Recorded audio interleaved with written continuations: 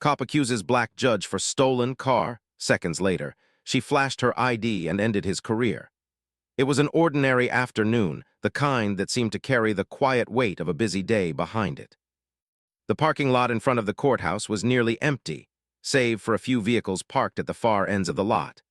The judge, who had just finished a long day of hearings, was walking briskly toward her car, her heels clicking lightly on the pavement with every step.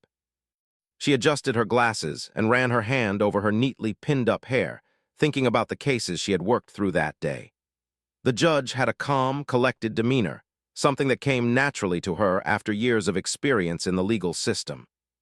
She was well respected in the community, known not only for her sharp legal mind, but also for her fairness and dignity.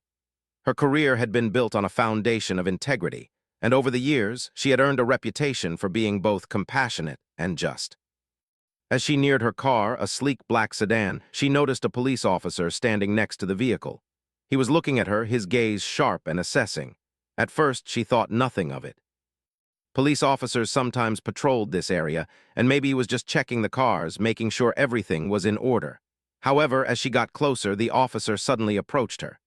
"Excuse me, ma'am," he said, his voice direct and firm, yet strangely cold.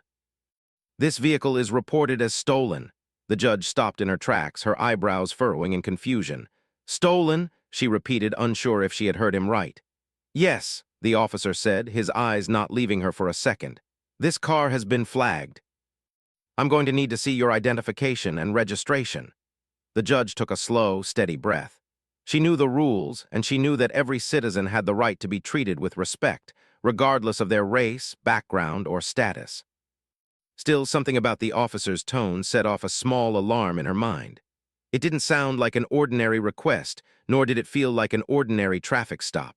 She stepped toward the car, reaching into her bag for her wallet. "I'm not sure what you're talking about," she said, trying to keep her voice even. "I've had this car for several years, and I've never had any issues with it." The officer's expression didn't change. He stepped closer, blocking her path slightly. "I'm sorry, ma'am, but it's a standard procedure. You're going to have to show me your documents." The judge felt a wave of irritation rising in her chest. She could feel the eyes of a few people in the parking lot turning toward them, some glancing curiously from behind the tinted windows of their cars. The officer's presence felt oddly confrontational, almost as if he was searching for a reason to challenge her. "Are you sure there's no mistake?" she asked again, trying to sound as polite as possible, though she could feel her patience thinning. The officer's response came without hesitation. "There's no mistake," he said, his voice becoming slightly more insistent.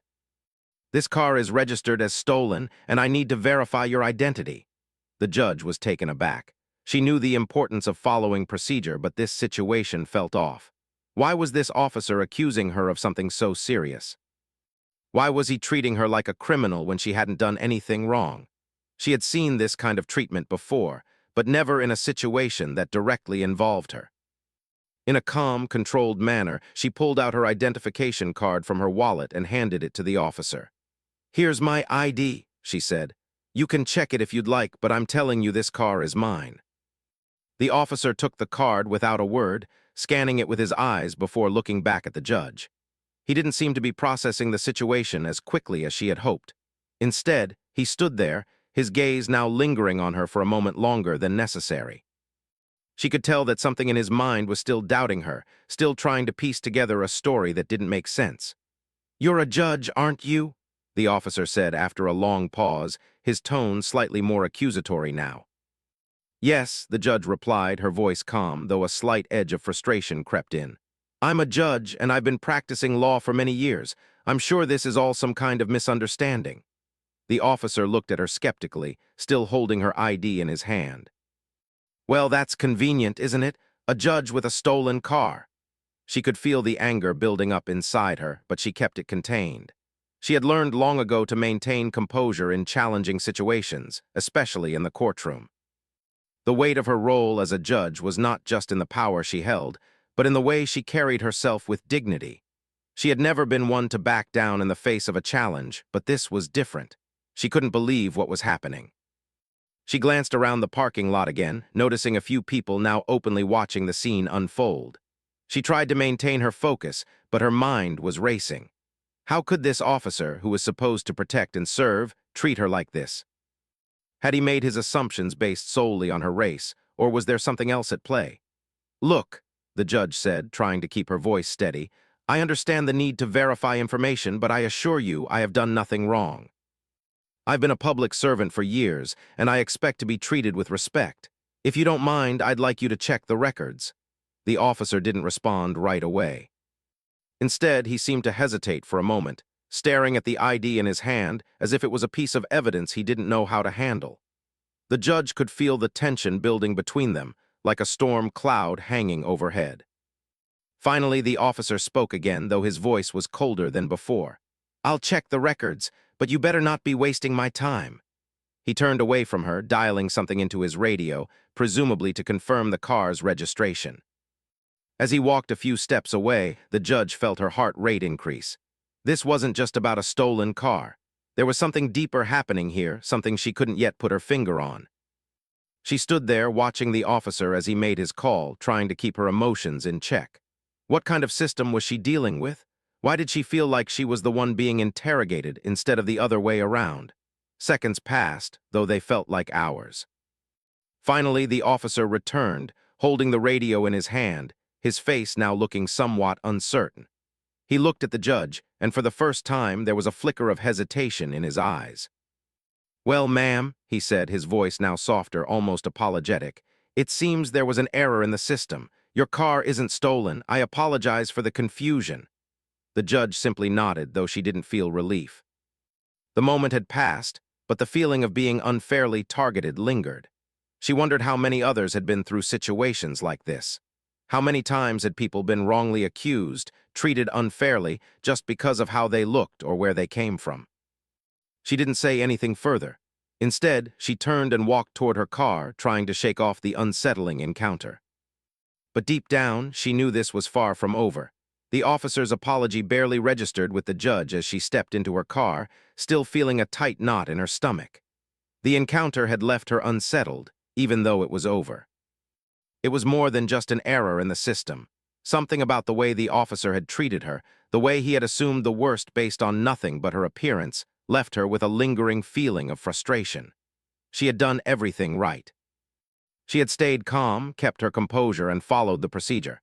Yet here she was, a respected judge, treated as though she were guilty of something simply because of her race.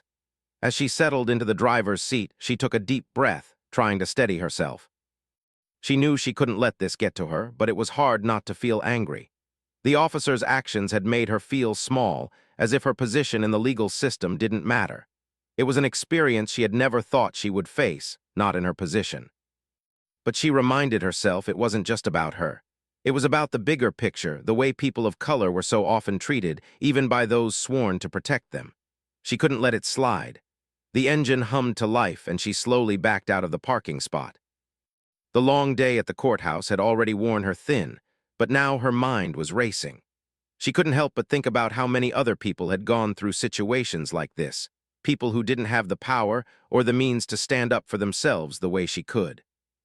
This wasn't just about her car being wrongly flagged. It was about how systemic issues affected everyday life, how racial profiling crept into even the most mundane interactions.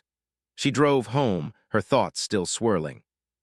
The familiar streets seemed different now, as if she were seeing them through a new lens. The sun had begun to set, casting long shadows on the road.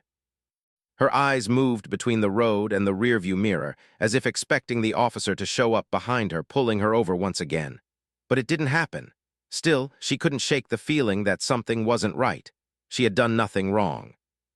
Why had she been treated this way? When she arrived at her home, she parked the car in the driveway and sat for a moment, staring at the steering wheel. She thought about how she could just let it go, brush it off as a mistake.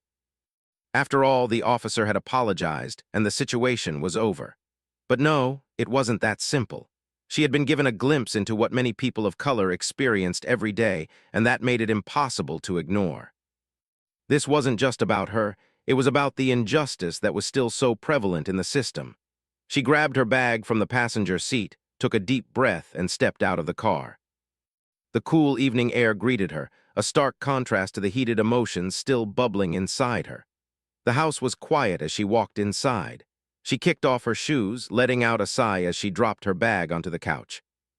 Her mind was still racing, still trying to make sense of it all. She had always believed in the system. She had worked hard to become a judge, and she had spent years fighting for fairness, for justice. But now, for the first time, she wondered if that system was really as fair as it claimed to be. She made herself a cup of tea, trying to relax, but the tension from the encounter lingered. The weight of it all pressed on her shoulders. She knew that this wasn't just a random incident. It was a reflection of a larger problem, one that affected so many people every day. And yet, despite everything, so many of them were never able to get the apology or recognition that she had. She was in a unique position to demand accountability, to make sure that something like this didn't happen again. Her phone buzzed, snapping her out of her thoughts. She picked it up, glancing at the screen. It was a message from a colleague, a fellow judge. They were checking in to see how her day had gone. She quickly typed out a response, telling them about the situation with the officer. She didn't go into too much detail, but enough to make her colleague understand the gravity of what had happened. Her colleague's reply was quick, filled with support and a shared sense of frustration. It was clear that they, too, saw this for what it was, a reminder of the disparities that still existed in their society. As the evening wore on, she found herself pacing the house, unable to settle. Her mind kept returning to the moment when the officer had accused her of something she didn't do, something she knew she hadn't done. She couldn't shake the feeling of being judged by someone who didn't know her, didn't care to understand her. He had seen a black woman, and in that moment she had become a suspect. It wasn't just the officer's mistake that bothered her. It was the assumption, the immediate jump to judgment. It was the way he had treated her as if she were somehow less than. She had spent years fighting for justice in the courtroom, but this was different. This was personal. Her phone buzzed again, this time with an alert from the news. She unlocked the phone, and the headline caught her eye. Police officer accused of racial profiling in parking lot incident. It wasn't a coincidence. She realized that what had happened to her wasn't an isolated incident. It was part of a larger, ongoing problem. She could see it now in a way she hadn't before, even though she had always known it was there. The article went on to explain how the officer had been part of a larger investigation into racial profiling within the police department. The judge's incident was just the latest in a string of similar cases. The words seemed to leap off the screen at her, each sentence more infuriating than the last. The article confirmed what she had already suspected.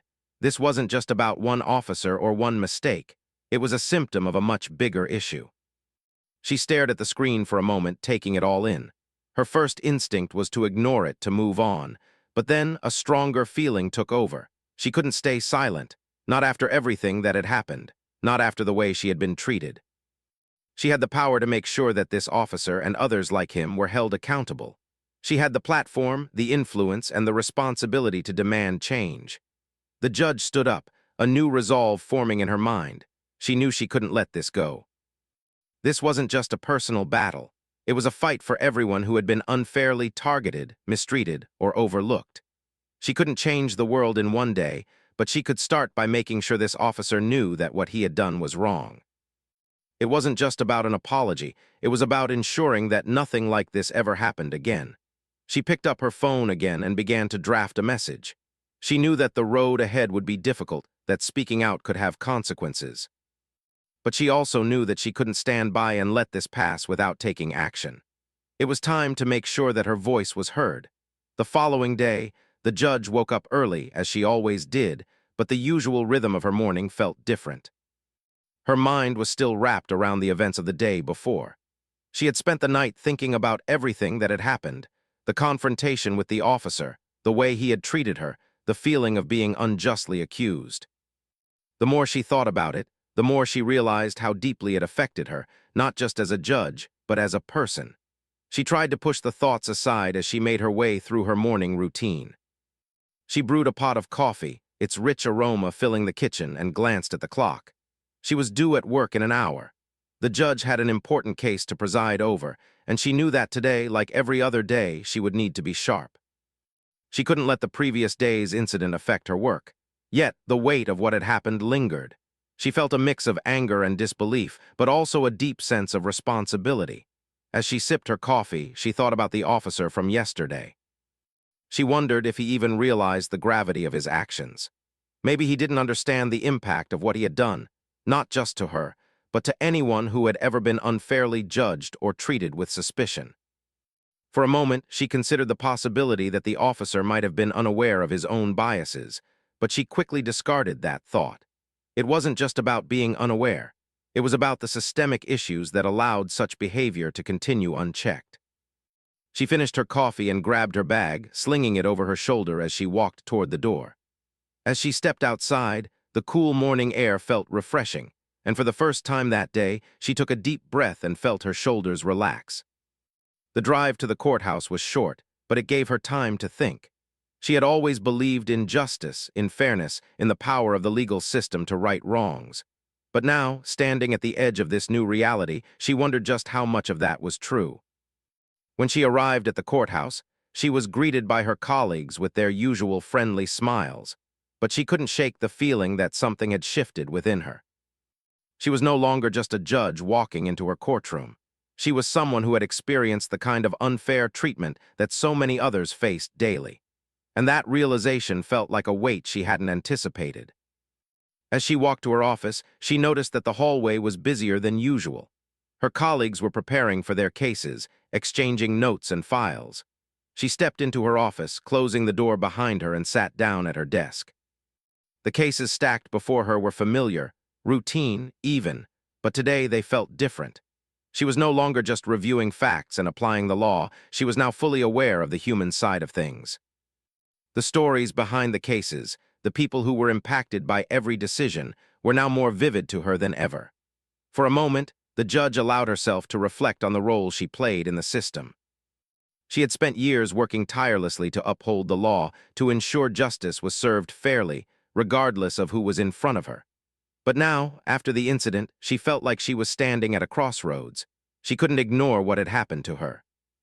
And she couldn't allow herself to forget that the same thing could happen to someone else. She wasn't just a judge anymore.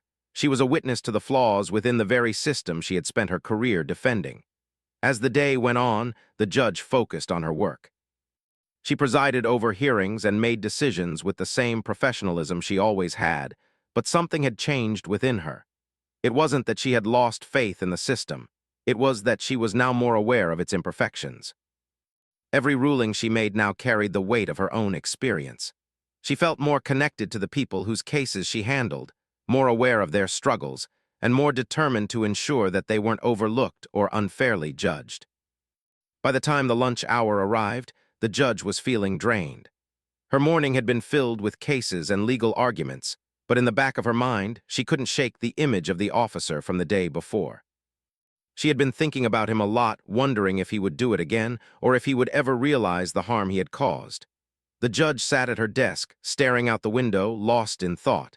She knew she couldn't let this go. She couldn't just pretend like it never happened.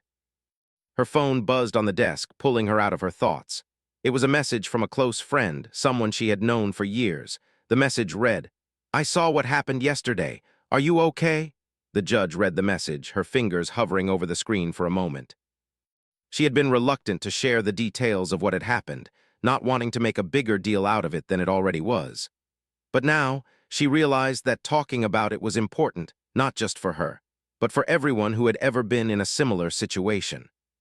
She quickly typed out a response. "It's been hard, but I'll be okay. I'm just trying to process everything." She hit send and sat back in her chair. Her friend's response was quick. "I can't even imagine how it must feel. You've always fought for fairness, but this is something different. Don't let this go. You have a voice and you need to use it." The judge read the message again, feeling a sense of clarity wash over her. Her friend was right. She couldn't just walk away from this. She couldn't let the officer's actions go unchallenged, not when so many people had faced worse and never had the chance to speak up. She had a platform, a voice, and a responsibility to use it. As the afternoon passed, the judge made a decision. She would not let this incident slide. She would file a formal complaint. She would demand accountability, not just for herself, but for the countless others who had been subjected to unfair treatment. It wouldn't be easy and it wouldn't be quick, but she knew it was the right thing to do. She wasn't just a judge in a courtroom anymore. She was a voice for those who didn't have one. The next morning, she began preparing the necessary paperwork.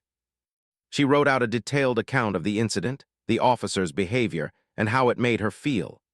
She described the way he had treated her, not as a respected legal professional, but as a suspect, based on nothing more than assumptions and bias. She knew this wouldn't be an easy process.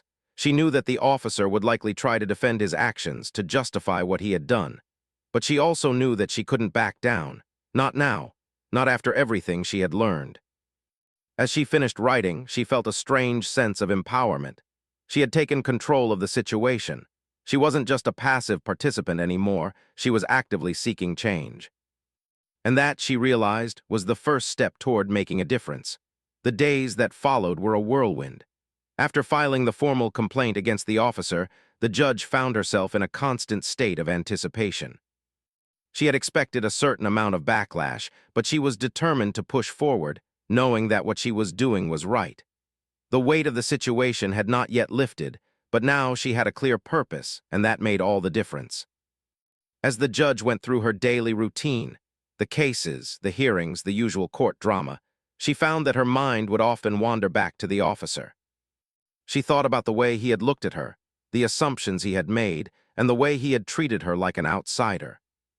She thought about how many other people had been in similar situations, how many people had been subjected to unfair treatment simply because of how they looked or where they came from.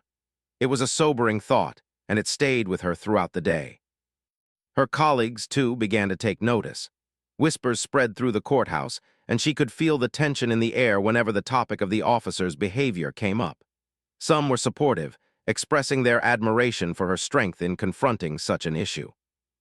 Others, however, seemed uneasy. It wasn't that they didn't agree with her. It was more that they didn't want to get involved. The judge had never been one to shy away from difficult issues, but she understood that not everyone had the same level of courage to face them. One afternoon, as she sat at her desk reviewing documents, there was a knock at her office door. She looked up to see her assistant standing in the doorway, holding a stack of papers. "You have a visitor, Your Honor," the assistant said, her voice a little quieter than usual. The judge raised an eyebrow. She wasn't expecting anyone, certainly not anyone from the police department or related to the recent complaint. "Who is it?" she asked. "He says he's from Internal Affairs. He's here to speak with you about the incident," the assistant replied. The judge's stomach tightened at the mention of Internal Affairs. She had expected this, but now that it was finally happening, she couldn't help but feel a mixture of nerves and anticipation. She stood up from her desk and motioned for her assistant to send the visitor in. A tall man in a dark suit entered, holding a briefcase. He introduced himself as Officer Thomas Miller from the Internal Affairs Division. His demeanor was serious but not unfriendly. The judge gestured for him to sit, her mind still processing the fact that this conversation was actually happening. "I'm here to follow up on your complaint," Officer Miller said, his tone professional. "I've been assigned to investigate the incident that occurred last week." The judge nodded, her posture straight, her mind focused. "I appreciate that," she said. "I just want to make sure that this is handled properly. What happened was wrong. I believe the officer's actions need to be addressed." Officer Miller nodded, opening his briefcase and pulling out a few papers. "We take all complaints seriously, especially when they involve potential misconduct. I've reviewed the initial report and the details you provided. I want to hear your side of the story from your perspective." The judge took a deep breath, feeling a sense of calm settle over her as she began to recount the incident. She described everything in detail: the officer's approach, the way he had accused her of stealing the car, the way he had questioned her with no justification. She explained how, despite the fact that she had done nothing wrong, she had been treated as though she was guilty. She spoke of the disbelief she had felt and how it made her realize just how deeply ingrained these biases were within the system. Officer Miller listened intently, taking notes as she spoke. When she finished, he looked up at her, his expression thoughtful. "Thank you for sharing that," he said. "I understand how frustrating and upsetting this situation must have been for you. I assure you that we are taking this very seriously. I will be conducting interviews with the officer involved, as well as reviewing any available body camera footage from the day of the incident. We will also look into any previous complaints or concerns related to this officer." The judge nodded. She wasn't entirely convinced that this process would be as thorough as it needed to be, but she appreciated the fact that they were taking it seriously. "I want to make sure that this isn't just swept under the rug," she said. "This officer's behavior wasn't just a mistake. It was a reflection of a larger issue, and if we don't address it now, it will keep happening." Officer Miller met her gaze, his tone serious. "I agree, Your Honor. This is an opportunity for us to ensure that this kind of behavior doesn't continue. I will make sure that everything is properly investigated." The judge gave him a nod of appreciation, though she couldn't help but feel that there was more to be done. She had taken the first step, but this was only the beginning. There were still so many people out there who didn't have the resources or the support to take the same steps she had. She knew that this case, her case, would be a small piece in a much larger puzzle, but it felt like it was finally something she could control.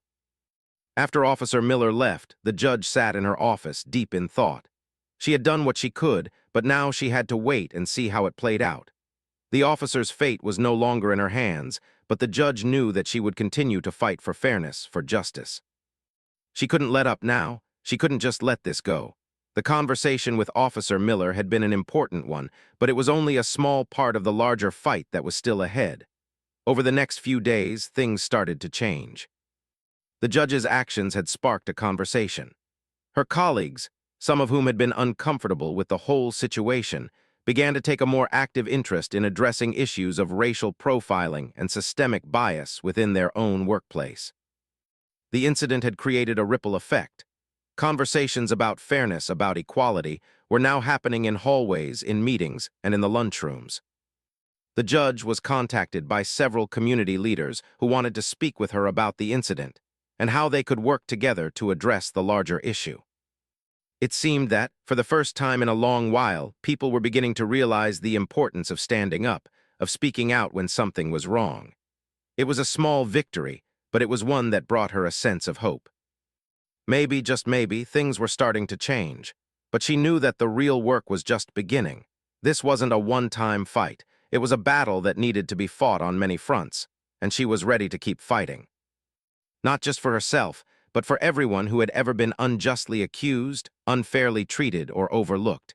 She wasn't going to let their voices go unheard. She wasn't going to stop until the system truly became one that was just for everyone. The weeks following the formal complaint were filled with a mixture of tension and anticipation. The judge had made it clear that she would not back down, and now the ball was in motion. The investigation into the officer's behavior was ongoing, but with each passing day, the judge found herself reflecting on what had transpired. It wasn't just about the officer anymore. It was about a larger, more significant issue that she had inadvertently become a part of. She had always been a person who believed in the power of the legal system to deliver justice. But now, standing at the intersection of her own experience and the ongoing fight for equality, she was learning just how imperfect that system could be. The more she thought about it, the more determined she became to continue pushing for change. It wasn't just a matter of standing up for herself. It was about standing up for everyone who had ever been made to feel small, overlooked, or unfairly judged. One morning, as she sat at her desk reviewing some case files, the phone rang. It was the Internal Affairs Department, and the judge's heart skipped a beat. She picked up the phone, bracing herself for whatever news they had to deliver. "Your Honor," the voice on the other end said, "this is Officer Miller from Internal Affairs. I wanted to update you on the investigation regarding the officer you filed a complaint against." The judge's mind raced. "Go ahead," she said, trying to keep her voice calm despite the rush of emotions she felt. "We've completed our investigation," Officer Miller continued. "After reviewing the body camera footage, conducting interviews with the officer, and assessing the circumstances surrounding the incident, we've come to a conclusion. The officer's actions were inappropriate. He violated departmental protocols and displayed behavior that is inconsistent with the standards we expect from law enforcement." The judge exhaled deeply, her heart still pounding in her chest. She had known in her gut that something needed to be done, but hearing the words out loud felt like a small victory. It wasn't just the apology she had wanted, it was accountability. And accountability was what had been missing for far too long. "We've recommended disciplinary action," Officer Miller continued. "This includes retraining, as well as a temporary suspension. The officer will also be required to attend sensitivity training and undergo an evaluation to ensure he understands the impact of his actions. The judge felt a mix of emotions. She was relieved that something had been done, but part of her still felt the sting of the officer's behavior. It was one thing to punish someone, but it was another thing entirely to address the deeper issues that led to such behavior in the first place. She knew this was a step in the right direction, but it was just one step. "Thank you for your thorough work," the judge replied, her voice steady. "But I also want to make sure that this doesn't just stop here. We need to address the larger issue, the systemic biases that led to this behavior in the first place. This officer's actions are a reflection of a much bigger problem." Officer Miller's voice softened. "We understand, Your Honor, and we're committed to making sure this isn't just about one officer. We're looking into broader training programs and working with community leaders to address the issues you've raised. It's a long road, but we're taking it one step at a time." The judge sat back in her chair, feeling a sense of both satisfaction and exhaustion. She had been a part of something bigger than herself, and while the journey was far from over, she knew that this was a significant moment. She wasn't alone in this fight anymore. There were others, her colleagues, the community, and even people she had never met, who were ready to stand up and demand better. As she hung up the phone, she thought back to the day of the incident. She thought about the officer's face, the way he had looked at her with suspicion, as if she were the one in the wrong. She had felt small in that moment, powerless, but now she understood that it was the officer who had been wrong. He had judged her based on nothing but a false assumption, and for that, he had to be held accountable. But the judge also knew that this wasn't just about one officer or one incident. It was about changing a system that had long been broken. It was about creating a space where people of all backgrounds could walk through life without the fear of being judged based on their appearance, their race, or their circumstances. And that, she realized, was the true fight. Holding one officer accountable was important, but it was just a small part of a much larger struggle. Over the next few weeks, the judge found herself more involved in community discussions and initiatives focused on racial equality and justice reform.